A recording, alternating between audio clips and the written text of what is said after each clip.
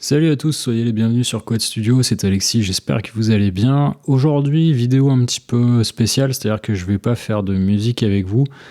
Je vais juste vous montrer une petite astuce pour installer Reaper très facilement. C'est parti, jingle.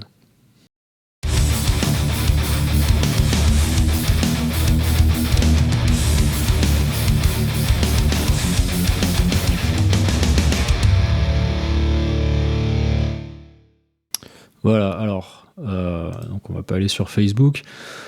On se retrouve sur la page de Reaper.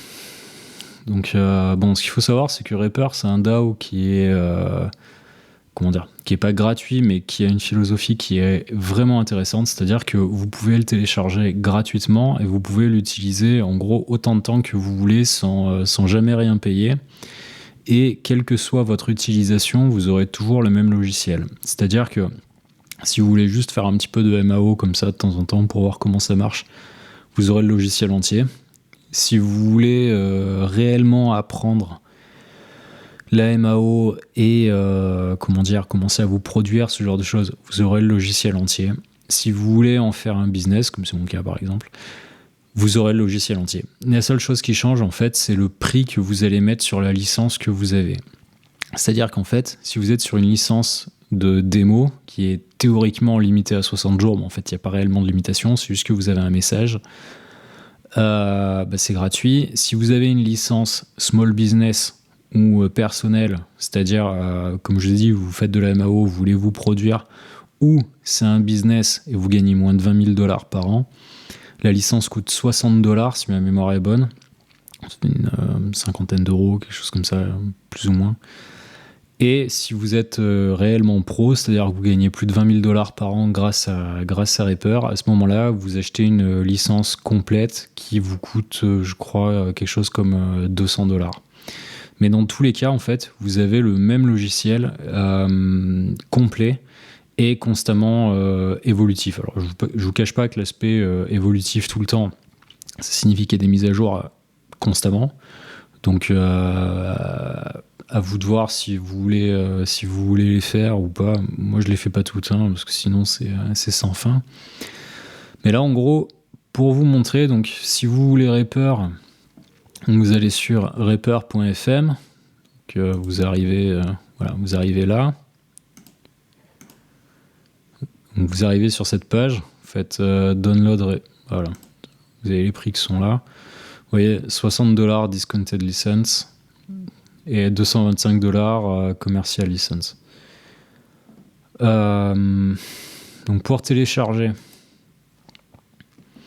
si vous prenez une licence, vous aurez un code qui vous permettra de l'activer. Donc pour télécharger Reaper, vous faites download de Reaper. Donc Windows 64 bits, c'est mon cas. Tac. Vous faites download.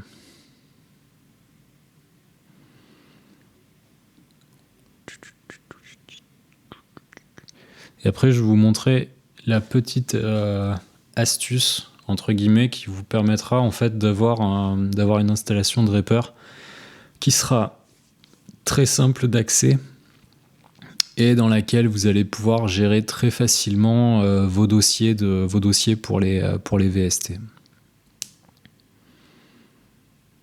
Ça télécharge un peu à 2 à l'heure là.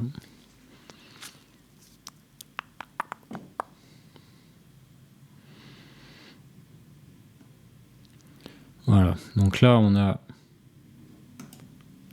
notre truc qui est installé. Vous voyez dans les téléchargements, voilà. Donc là vous arrivez sur le programme d'installation, faites agree, blablabla. Voilà, et là en fait c'est là qu'il y a un truc qui est très important, c'est de mettre l'installation portable. Pour ma part, je laisse ce chemin d'accès, le C2./Reaper. En fait, pourquoi est-ce que je mets une installation portable ? C'est parce qu'en fait, ça vous donne des chemins d'accès qui sont 1000 fois plus simples à gérer pour vos VST et pour le dossier média. Donc, une fois que vous avez fait ça, vous faites Next. Donc là, vous choisissez si vous voulez ça, voilà, blablabla.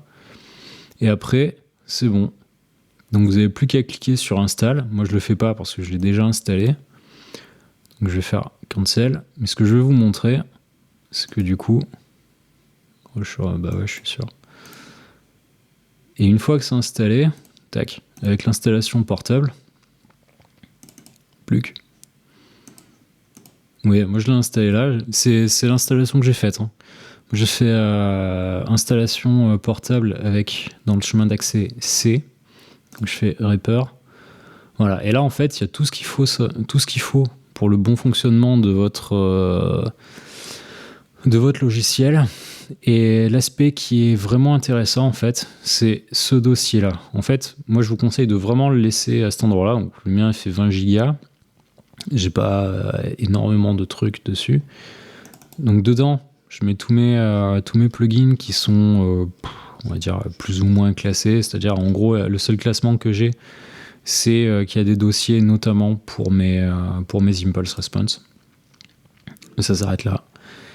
Et l'autre aspect qui est, voilà, qu'il faut bien garder quelque part. Alors, il n'est pas au même endroit.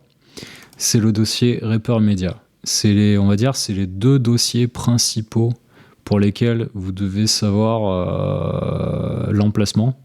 Et une fois que ces deux dossiers, vous connaissez leur emplacement, vous savez les utiliser, après, le reste, ça coule plus ou moins tout seul, quoi. Donc ça, en fait, ce dossier-là, c'est le dossier dans lequel il y a tous les enregistrements que vous avez fait dans tous vos projets. D'accord ?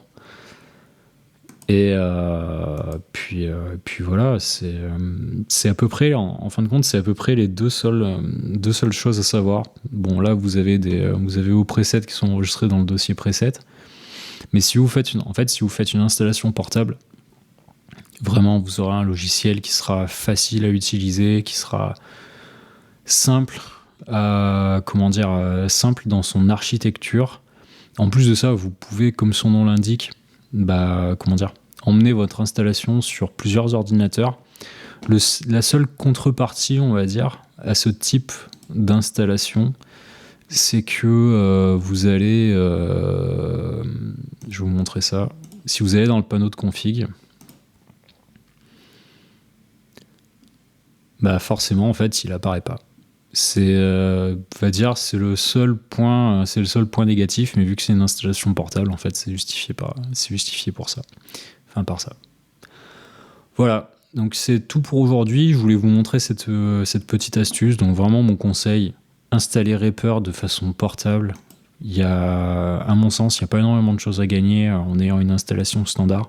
Personnellement, c'est le type d'installation que j'ai. Ce sera plus simple pour vous, probablement. Après, si vous préférez faire l'installation standard, c'est libre à chacun. Moi, c'est juste ma préférence. Donc, n'hésitez pas à me dire dans les commentaires si vous avez des questions par rapport à ça. Sinon, moi, je vous dis à bientôt. N'hésitez pas à vous abonner, à aller faire un tour sur le site de Quad Studio pour découvrir tous les articles liés à l'enregistrement, etc., etc. Sinon, abonnez-vous, mettez un pouce bleu, etc. Et si vous avez besoin d'un coup de pouce pour votre apprentissage dans la MAO, ou si vous souhaitez être mixé et masterisé, je suis là. N'hésitez pas à faire appel. Et on se voit bientôt. Ciao, ciao!